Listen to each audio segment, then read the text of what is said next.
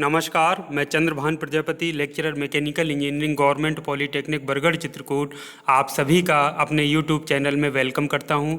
Dear students, जैसा कि आप जानते हैं आपकी परीक्षाओं का जो स्कीम है या टाइम टेबल है वो जारी हो चुकी है। मॉक टेस्ट की डेट भी आपकी आ चुकी है और सभी स्टूडेंट्स ज़ोर शोर से अपनी पढ़ाई में जो भी उन्होंने पढ़ा है सेमेस्टर में उसको रिवीजन करने में लगे हुए हैं। तो ये आज का जो मेरा लेक्चर है वो कैट कैम का स्पेशल लेक्चर इसलिए है क्योंकि इसमें मैं पूरे सिलेबस का आपका जो कैट कैम का जो सिलेबस है मैकेनिकल इंजीनियरिंग 4th सेमेस्टर में उसको मैं आपको एक क्विक रिवीजन कराऊंगा। तो पूरा आप लोगों ने सेमेस्टर में आपने दिया है कैट कैम को सब्जेक्ट को पढ़ने के लिए, अन्य सब्जेक्ट्स को भी आपने समय दिया है। तो इसके आपको चूंकि मैंने बार बार कहा है कि इसके शॉर्ट नोट्स बनाइए, आपने नोट्स भी बना कर रखे होंगे। तो आइए आज हम एक क्विक रिवीजन कर लेते हैं कि जो सिलेबस के अकॉर्डिंग जो जो चीज़ें हैं तो क्या आपको वो उसके कॉन्सेप्ट बिल्कुल क्लियर हैं। तो उसको आप नोटबुक अपने सामने रख लीजिए और उसको मिलाते चलिए। यदि कोई चीज़ आपसे छूट गई है तो आप लोग उसको नोट कर लीजिए और उसको ज़रूर से अपनी कॉपी में नोट कर लीजिए उसका जो भी की कॉन्सेप्ट है। तो बिना देरी किए आइए शुरुआत करते हैं और देखते हैं क्या कैट कैम के लिए आप परीक्षा के लिए पूरी तरह से तैयार हैं, आपकी तैयारी परीक्षा के अकॉर्डिंग है। तो आइए देखते हैं। सबसे पहले ये जो आपकी परीक्षा की अपनी तैयारी है कैट कैम विषय से संबंधित वो आप पहले जांच लीजिए। तो उसको जांचने का तरीका ये है कि आपने जो भी शॉर्ट नोट्स बनाए हैं, स्पाइडर नोट्स आप कह लीजिए या वन लाइनर कॉन्सेप्ट के रूप में बनाए हैं, तो निश्चित तौर पर बनाए होंगे, नहीं का सवाल नहीं है। मैंने कई बार इस चीज़ को कहा है और उसकी उपयोगिता भी बताई है कि क्यों ज़रूरी है। तो यदि हाँ तो क्या आप निम्नलिखित प्रश्नों के उत्तर दे पाने में सक्षम है। यदि आपने कॉन्सेप्चुअल नोट्स बनाए हैं, आपने पूरा सेमेस्टर पढ़ाई की है, तो जो मैं अभी आपको बताने जा रहा हूँ क्विक रिवीजन, तो निश्चित तौर पर आपको उनके सभी के जवाब पहले से ही मालूम होंगे क्योंकि आप परीक्षा के लिए पूरी तरह से तैयार हैं। तो आइए शुरुआत करते हैं। तो चैप्टर 1 से 5 तक का हम लोग देख लेते हैं और उसके बाद हम 6 और 7वें का भी देखेंगे। तो आज होल सिलेबस हम लोग देखेंगे। तो अभी हम 1 से 5 तक का देखते हैं, फिर 6वें 7वें चैप्टर जो है उसको भी देखेंगे। तो सबसे पहले तो कुछ फुल फॉर्म है, जो चैप्टर 1 है उसमें कुछ फुल फॉर्म है जो आपको पता होने चाहिए और उसमें से रिलेटेड कुछ ना कुछ ऑब्जेक्ट में MCQ क्वेश्चंस जरूर परीक्षा में पूछे जाएंगे। जैसे कैट से क्या तात्पर्य है तो आपको पता है कंप्यूटर एडेड डिजाइन होता है। CADD एक होता है कैट, उससे computer aided design and drafting होता है। CAE से तात्पर्य है कंप्यूटर एडेड इंजीनियरिंग। कैम से तात्पर्य है कंप्यूटर एडेड मैन्युफैक्चरिंग। तो ये अच्छे से माइंड में आपको बैठा लेना है। सिम से तात्पर्य है कंप्यूटर इंटीग्रेटेड मैन्युफैक्चरिंग। अब आपसे कैड का जो कार्य क्षेत्र है या स्कोप ऑफ कैड है वो भी पता है, चित्र की सहायता से आप समझ सकते हैं। या कैड का आपको फुल फॉर्म है तो सब उसी में लिखा हुआ है, कंप्यूटर एडेड डिजाइन। तो देखिए कौन कौन से स्कोप हो गए। कंप्यूटर से मतलब कंप्यूटर ग्राफिक्स, एडिट को छोड़ दीजिए, डिजाइन एक डिजाइन हो गया। तो ये देखिए कंप्यूटर ग्राफिक्स, फिर आपका डिजाइन हो गया। और एक भाई जब आप डिजाइन कर रहे हैं तो जियोमेट्रिक मॉडल बनाते हैं ना आप किसी भी जो ऑब्जेक्ट है, तो जियोमेट्रिक मॉडलिंग। तो जो कैड का जो कार्य क्षेत्र है या स्कोप है उसमें ये 3 चीज़ें आती हैं। एक तो आपका कंप्यूटर ग्राफिक्स, डिजाइन और जियोमेट्रिक मॉडलिंग, ये कैट का आपका स्कोप है। तो ये चित्र देखकर आपने याद कर लिया होगा और अपने में लिख भी लिया होगा। कैम का कार्य क्षेत्र या स्कोप क्या है। कैम में कंप्यूटर एडेड मैन्युफैक्चरिंग इसी में लिखा है। तो देखिए कंप्यूटर से मतलब आपका कैड आप मान लीजिए, सी से मतलब कैड आप स्वयं में अपना कैम में, क्योंकि कैड के बाद ही कैम का प्रोसेस स्टार्ट होता है। तो एक कैड हो गया, एडिट को छोड़ दीजिए, मैन्युफैक्चरिंग यानी उत्पादन हो गया। और एक जो इसके स्कोप में आता है वो है ऑटोमेशन यानी कि स्वचालन। तो ये 3 इसके कार्य क्षेत्र प्रमुख हैं कैम के। एक तो कैड, जो आपको कैड अभी मैंने पिछली स्लाइड में बताया। दूसरा उत्पादन यानी मैन्युफैक्चरिंग, इसी शब्द में लिखा हुआ है कंप्यूटर एडेड मैन्युफैक्चरिंग। और तीसरा आपका ऑटोमेशन, बहुत ही इंपॉर्टेंट टर्म है। तो ये कैम का स्कोप है जिसमें ये सारी 3 चीज़ें प्रमुख रूप से आती हैं। अब कैड कैम का यदि सम्मिलित रूप से कर दें तो 3 स्कोप कैड के और 3 कैम के, सबको मिला देंगे तो 6 बन जाएंगे। तो उनको एक साथ लिख दिया। कैड कैम को यदि सम्मिलित रूप से हम प्रयोग करें शब्द को, तो इसमें कैड में देखिए इस तरफ लिखा है आपका ये जियोमेट्रिक मॉडलिंग, आपका डिजाइन और कंप्यूटर ग्राफिक्स। और नीचे आप देखिए 3 जो कैम के थे वो लिखे हैं, कैड, उत्पादन और ऑटोमेशन। तो ये 3 3 6 हो गए। तो सम्मिलित रूप से आपके ये 6 आपके हो जाएंगे किसके, कैड कैम के कार्य क्षेत्र। अब ये उत्पाद चक्र क्या होता है यानी प्रोडक्ट साइकिल किसको कहते हैं और कैड कैम का क्या संबंध है। तो प्रोडक्ट साइकिल से संबंध प्रोडक्ट साइकिल यानी उत्पाद चक्र से मतलब है उत्पाद कोई भी परिकल्पना यानी कि जो आपके एजम्पशंस होते हैं या उद्देश्य होता है, यानी कि जो आपका नीड होती है उससे शुरू होता है और लास्ट में कस्टमर तक पहुंचता है मार्केटिंग के थ्रू होते हुए, तो वो पूरा प्रोडक्ट साइकिल होता है यानी उत्पाद चक्र होता है। उत्पाद कहाँ से शुरू होता है? उत्पाद आपकी जो नीड है या आवश्यकता है या एम है उससे सिर्फ शुरू होता है और कहाँ पे ख़त्म होता है? कस्टमर तक पहुंचने तक, तो मार्केटिंग के थ्रू। तो ये जो पूरा ये साइकिल चलता है इसको हम प्रोडक्ट साइकिल कहते हैं। तो कैड कैम और प्रोडक्ट साइकिल में आपस में क्या रिलेशन है? तो एक तरफ हम डिजाइन का प्रोसेस देखेंगे, ये बाएं तरफ आप डिजाइन का देख रहे हैं, नीड से शुरू हो रहा है यानी आवश्यकता, फिर हम उसके परिभाषा में विशिष्टियाँ बताते हैं, फिर उसकी कॉन्सेप्चुअलाइजेशन करते हैं अवधारणा, फिर मॉडलिंग एंड सिमुलेशन करते हैं, फिर एनालिसिस यानी कि विश्लेषण करते हैं, फिर उसका ऑप्टिमाइजेशन करते हैं यदि उसमें कोई कमी रह गई है, मूल्यांकन करते हैं और फिर उसको डॉक्यूमेंटेशन एंड कम्युनिकेशन यानी उसको बनने के लिए हम उसको डॉक्यूमेंटेशन का रूप दे देते हैं और उसको कम्युनिकेट कर देते हैं जो संबंधित डिपार्टमेंट होता है। फिर ये जो इसका आउटपुट है यानी कैड का जो आउटपुट है वो कैम के लिए इनपुट का काम करता है। इसका जो आउटपुट निकला वो कैम में क्या जा रहा है? इनपुट के रूप में एरो का साइन आप देख रहे हैं।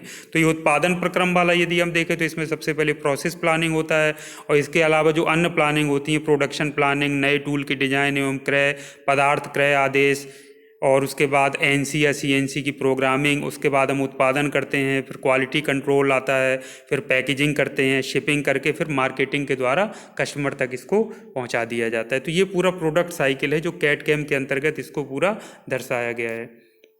अब स्वचालन यानी ऑटोमेशन क्या है? ये नाम से ही पता चल रहा है कि ऐसी तकनीक जिसमें प्रक्रम को न्यूनतम मानव सहायता के बिना संपादित किया जाता है, यानी ऐसा प्रोसेस हम कर दें कि सब मशीनें ऑटोमेटिक उसको करें, सिर्फ ह्यूमन का जो इन्वॉल्वमेंट यानी मानव का जो इन्वॉल्वमेंट है वो सिर्फ सुपरविजन तक रहे, कि एक आदमी बस देखता रहे कि सारी चीज़ें ठीक चल रही हैं, अचानक से कोई फॉल्ट ना हो पाए, बस उनका सुपरविजन कंप्यूटर में बैठ के करता रहे, बाकी पूरी तरह से ऑटोमेटिक। इसी में लिखा हुआ ऑटोमेशन मतलब ऑटोमेटिक जो प्रक्रिया होती है यानी स्वचालित रूप से जो चलती है, मशीनें स्वयं अपना काम करती हैं। एक बार हमने पार्ट्स को लोड कर दिया वो सब सारा चीज़ खुद करेंगी, तो वो उसको स्वचालन कहते हैं।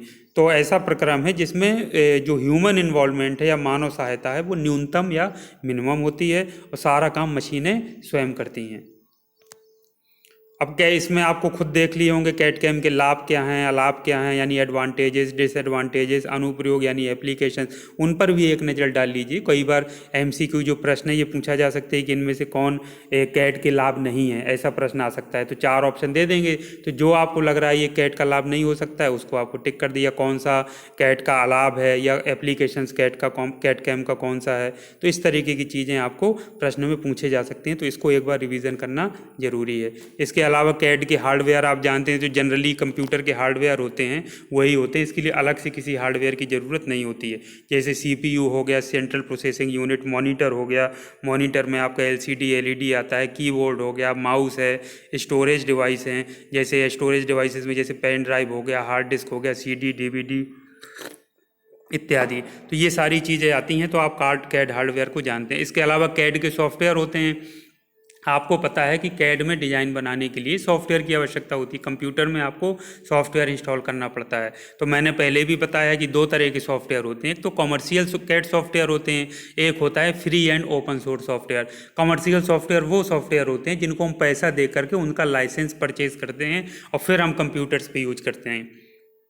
कुछ प्रमुख कैड सॉफ्टवेयर हैं, बहुत सारी लिस्ट लंबी है लेकिन जो प्रमुख आपने शायद नाम सुने होंगे, एक तो ऑटो कैड का तो सबने सुना होगा, तो ये कॉमर्शियल सॉफ्टवेयर है, इसको आपको पैसे देकर खरीदना पड़ेगा लाइसेंस, तब आप इसको चला सकते हैं, यूज कर सकते हैं। सॉलिड वर्क्स बहुत ही अच्छा सॉफ्टवेयर है, केटिया हो गया, सॉलिड एज हो गया, और भी लिस्ट लंबी है जो मैं आपको पहले बता चुका हूँ, उसको आप लोग एक बार देख सकते हैं।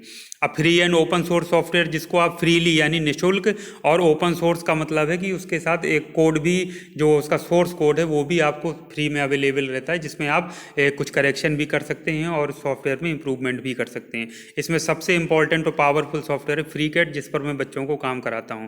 और आप चूँकि जो मेरे स्टूडेंट्स हैं वे पॉलीटेक्निक बरगढ़ के, तो वो जानते हैं कि फ्रीकैड पर किस तरह से मैंने उनको बताया है और उन्होंने काम भी किया है। ओपन एस कैड आता है, SolveSpace, QCAD, LibreCAD, इस तरीके के और भी बहुत सारे होते हैं जो कि कैड में प्रयोग किए जाते हैं। तो इसको आप लोग और देख सकते हैं, इसकी लिस्ट को। इसके अलावा जो इम्पोर्टेंट टर्म इसमें आते हैं parametric and non parametric surfaces. तो इसको वैसे तो ये सारी जो चीज़ें हैं मैथमेटिकली इनको एक्सप्रेस किया जाता है या समझाया जाता है, लेकिन आप लोगों के लिए सिर्फ कॉन्सेप्ट समझना ही काफ़ी है। तो पैरामीट्रिक सरफेस अगर हम कहें तो ऐसी सरफेस होती है जिनको एक निश्चित पैरामीटर मतलब एक समीकरण द्वारा प्रदर्शित किया जा सके। और नॉन पैरामीट्रिक सरफेस ऐसी होती हैं जिनको प्रदर्शित करने के लिए किसी निश्चित पैरामीटर या समीकरण की आवश्यकता नहीं होती है। तो ये सरल तरीके से मैं आपको ये चीज़ बता रहा हूँ, पैरामीट्रिक और नॉन पैरामीट्रिक सरफेसेस। अब सॉलिड मॉडल का क्या कॉन्सेप्ट होता है? तो सॉलिड मॉडल जो कैड सॉफ्टवेयर होता है तो उसमें 3D सॉलिड ऑब्जेक्ट जो हम बनाते हैं उसकी मॉडलिंग मीन्स मॉडल बनाना की जो प्रक्रिया है उसको सॉलिड मॉडलिंग कहते हैं। तो ये सॉलिड मॉडलिंग का प्रमुख उद्देश्य ये होता है कि जो ऑब्जेक्ट है ये वो प्रत्येक सतह उसकी जियोमेट्रिकली करेक्ट बने, सही बने। तो अब हम जानते हैं कि जैसे कोई हमारे पास सॉलिड होता है, सॉलिड मॉडल हम इसको कह रहे हैं, तो सॉलिड मॉडल जैसे हमारे पास होता है भौतिक रूप से, तो आप उसमें छिद्रण कर सकते हैं, उसका काट सकते हैं, उसका परीक्षण कर सकते हैं। तो सॉलिड मॉडल जो कैड में बनाते हैं तो वो भी इस तरीके से हम मान के चलते हैं ये बिल्कुल भौतिक मॉडल यानी फिजिकल जो मॉडल है उसकी तरह ही है, और हम उसमें कैड में ही उसको स्लाइस कर सकें, उसमें छिद्र कर सकें, होल कर सकें, उसका स्ट्रेस हम परीक्षण कर सकें। तो ये सारी चीज़ जैसे हम भौतिक उसमें करते हैं ऑब्जेक्ट में, वही सारे काम हम कैड में बनाए गए सॉलिड मॉडल में भी कर सकते हैं। तो ये सॉलिड मॉडल का मेन कॉन्सेप्ट होता है जो कि एक्चुअल फिजिकल जो मॉडल है उसकी तरह ही बनाया जाता है। आइए नेक्स्ट देखते हैं और क्या है सॉलिड प्रिमिटिव आप जान लीजिए कि रेडीमेड जो कोई भी जो सॉफ्टवेयर होता है कैड का, तो उसमें कुछ रेडीमेड ऑब्जेक्ट बने होते हैं पूर्व निर्धारित स्टैंडर्ड के 3D शेप होते हैं। जैसे आप इसमें नीचे देख रहे हैं चित्र में, ये बॉक्स बना है, उसके बाद सिलेंडर है, फिर ये आपका स्फेयर है, फिर कोन है, ये टॉरस है, और इसमें क्लिक करेंगे तो वेज बन जाएगा। तो ये बहुत सारी ये रेडीमेड होती है, यानी सीधे सिलेंडर बनाना है, सिलेंडर पे आप क्लिक करेंगे तो सिलेंडर बन जाएगा। उसकी डायमेंशन आप दे लीजिए, लेंथ आप दे लीजिए, त्रिज्या आप रेडियस जो है बॉटम की वो दे लीजिए, तो आपका बन जाएगा। टेपरिंग करना चाहते हैं, अलग अलग रेडियस देना चाहते हैं तो वो भी आपका बन जाएगा।